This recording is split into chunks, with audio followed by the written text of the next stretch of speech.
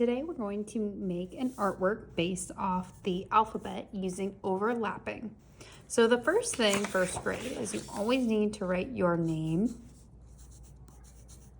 and your class code. So I'm just gonna write one, and then you would write whatever your teacher's last name is, their first letter of their name. Then you're gonna flip it over, and we are going to be being topsy-turvy, lots of different kinds of letters. So I'm going to start with just an A. And then I want to overlap a letter on top of it. Now, it can be a capital letter or a lowercase letter. Now, see how I did that? This letter is on top of this letter, so that is overlapping. You have to use overlapping in this project. Our goal is that you can understand how to overlap letters. So now I have C and D, and I'm going to add another letter. Maybe I'll do a lowercase letter this time.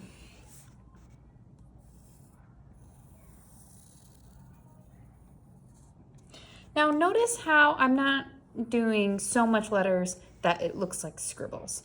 We don't want it to be scribbly because then it'll be hard to see and it'll be difficult to color in.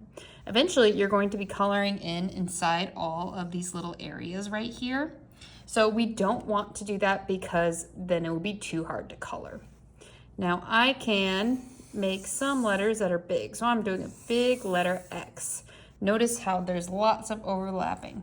This tiny space would need to be colored in later. So keep in mind, if you don't want it to be colored, you can erase. So I could erase this part and redo this part of the letter. So it's a good idea if you want to do that you are not making it too big so that you can erase it if needed.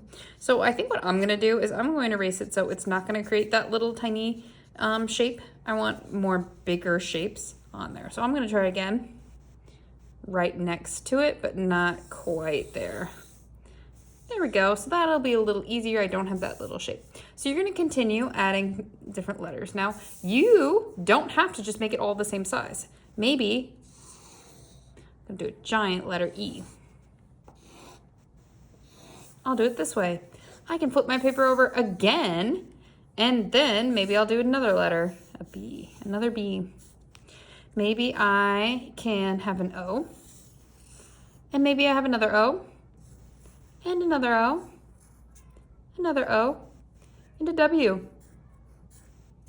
Now it looks like a cat face. That's pretty fun. If I have an upside down V and another upside down V, it looks like the cat has ears. So you can make your letters look like things as well. So filling up your space with lots of letters. Now some of the letters can even go off the page. There's a letter L. There we go. So having lots of letters, this space over here needs more, so I'm gonna add more to the letters over there. A reminder that we are going to outline and color these in, so we don't want our spaces too teeny tiny.